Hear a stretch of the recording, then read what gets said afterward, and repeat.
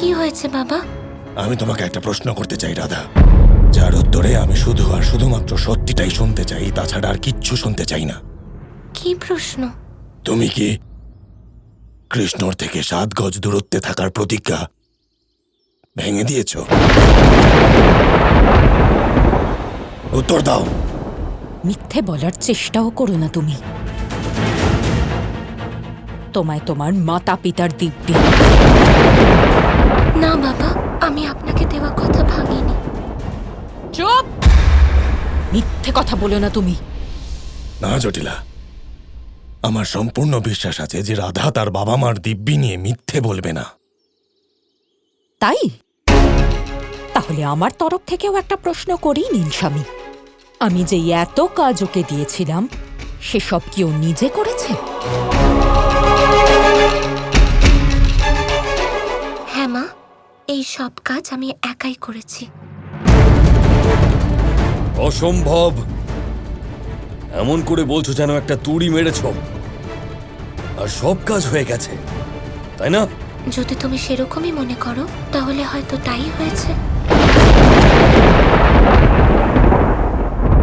আমি রাধার সাথে আছি, সম্পূর্ণ ওর সাথে, কারণ ও সত্যি বলছে।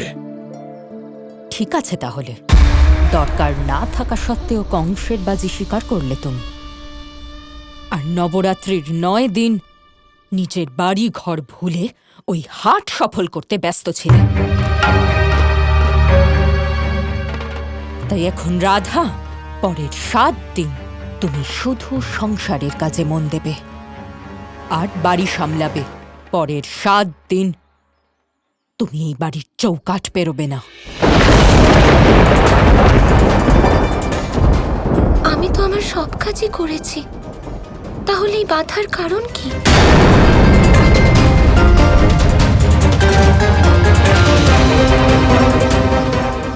ভেবে নাও এটা আমার ইচ্ছা। জটিলা,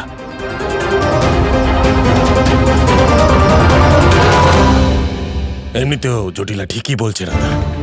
তুমি বাড়ির বাইরে অনেক থেকেছ, এবার কিছুদিন বাড়িতে থেকে নিজের সংসার সামলাও। আর যদি কখনো বাড়ির বাইরে বেরোতেও হয় তাহলে কৃষ্ণের বাড়ির আশেপাশেও যাবে না।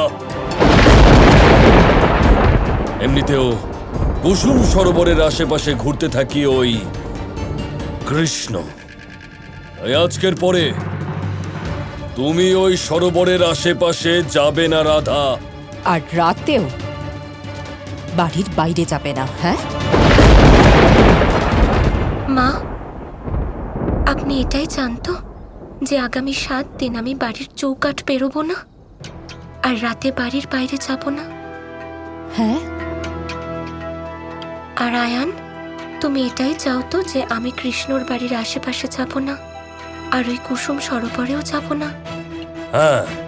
আর বাবা, আপনি এটা চান যে আমি এইসব বাধা মানব আর কৃষ্ণের থেকে 7 পদক্ষেপ দূরে থাকবো।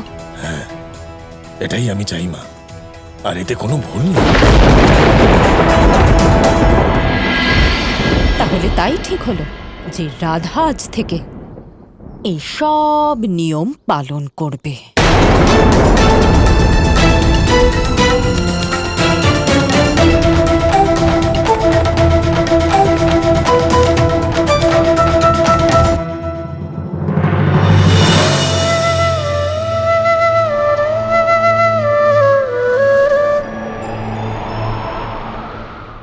কানাই, এটা আবার কি নতুন লীলা? যখন রাধার ভিতরের সমস্ত দৈব শক্তি জেগে উঠেছে, যখন সে প্রেমের প্রতিটা প্রতিজ্ঞার অনুভূতি পেয়ে গেছে, যখন অজ্ঞানতার সমস্ত বন্ধন থেকে সে মুক্ত হয়েছে, যখন রাধা কৃষ্ণের মহামিলনের মুহূর্ত নিকটে, তখন রাধা সমাজের এইসব বন্ধনে আটকে থাকবে? বলো কানাই, বলো, এই কঠিন আর বড় যাত্রার এরকম দুঃখের অন্ত হবে? প্রেমে পরিপূর্ণ আমাদের উন্মুক্ত রাধা আর তার কৃষ্ণ প্রেম সমাজের কাছে হেরে যাবে কানাই? এটাই কি হবে রাধা কৃষ্ণের মহান প্রেম গাথার অন্ত? বলো কানাই, কানাই বলো। না দাদা, এরকম কিছুই হবে না। বিশুদ্ধ প্রেম সমস্ত নিয়ম আর বন্ধনের ঊর্ধ্বে। আর আমার রাধা, রাধা প্রেমের মাপকাঠি দাদা। সংসারের কোনো নিয়ম, পরিবারের কোনো বন্ধন রাধাকে আটকাতে পারবে না। এটা তো তোমাকেই রাধাকে বোঝাতে হবে কানাই। এই শিক্ষাও তো তোমাকেই রাধাকে দিতে হবে। আমি শুধু রাধার দ্বারা প্রভাবিত হতে চাই দাদা, তার সিদ্ধান্তের উপরে নিজের প্রভাব ফেলতে চাই না। রাধা অবশ্যই আসবে, আর যদি আজ রাত্রে সে না আসে, যদি সে এই নিয়ম, এই বন্ধনের জালে আটকা পড়ে, তাহলে আমি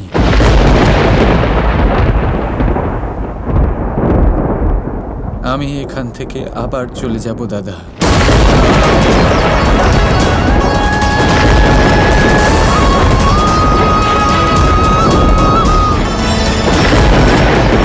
কাল চক্রে এরকম প্রথমবার হবে যে নারায়ণের অবতার নিজের অবতার কর্ম না করেই ফিরে যাবে।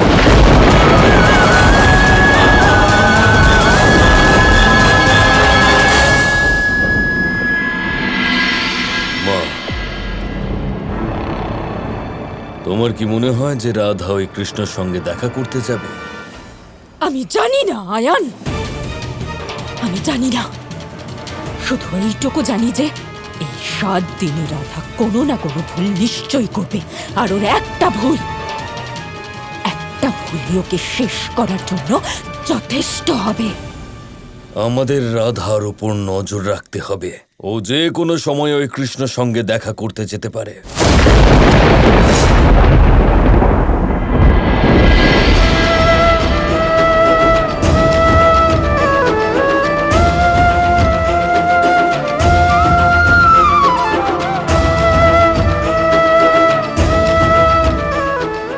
সময় হয়েছে, সময় পরিবর্তনের, রাধার পরিবর্তনের, রাধা কৃষ্ণের কাহিনীতে সবচেয়ে বড় পরিবর্তন আনার।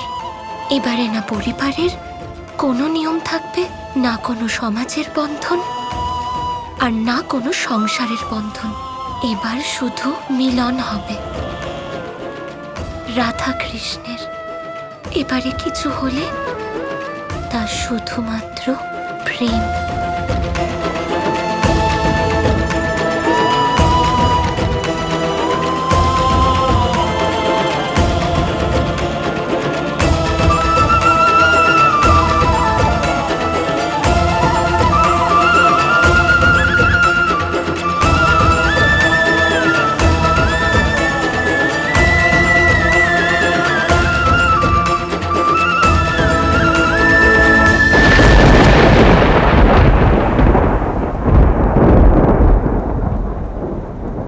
পরের 7 দিন তুমি এই বাড়ির চৌকাঠ পেরোবে না।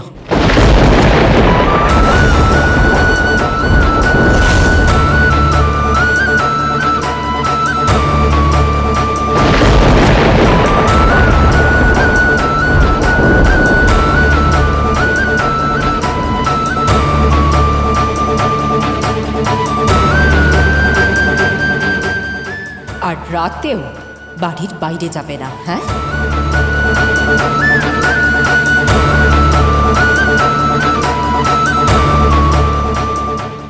কখনো বাড়ির বাইরে বেরোতেও হয়, তাহলে কৃষ্ণের বাড়ির আশেপাশেও যাবে না।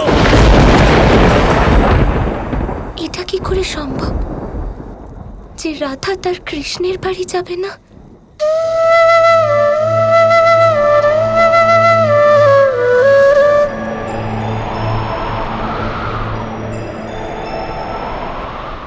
কৃষ্ণের বাড়ি অর্থাৎ আমার বাড়ি। কৃষ্ণের প্রতিটা বস্তু আমার প্রিয়, কৃষ্ণ আমার প্রিয়। আর আমি শুধু আজ নয়, অনন্তকাল এই বাড়ির কাছে এসে কৃষ্ণকে অনুভব করব।